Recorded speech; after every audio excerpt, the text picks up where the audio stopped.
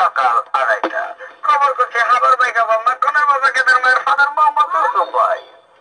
আর বডিবাগে লোকে করার পরে সারফার সিংহে মাছের ধাক্কা খেয়ে সকল হাত প্যান্ট খুলিয়ে গেছে। খবরেতে বলা হয়েছে 315 জনের ভিতরে 150 জনকে হাসপাতালে ভর্তি করা হয়েছে। খবর বিস্তারিত। খবর বলছি এখন আপনাদের মাঝে এক হাত।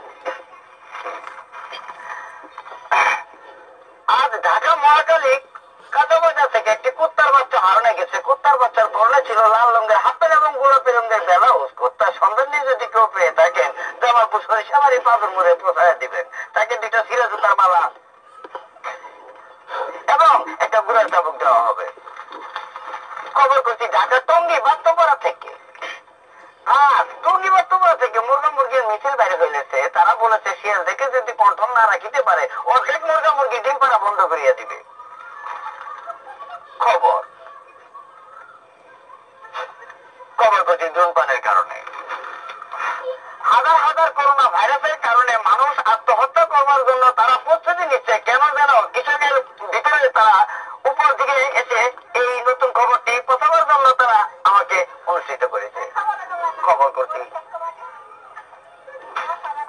ঢাকা টঙ্গী এয়ারপোর্ট বিমানবন্দর থেকে।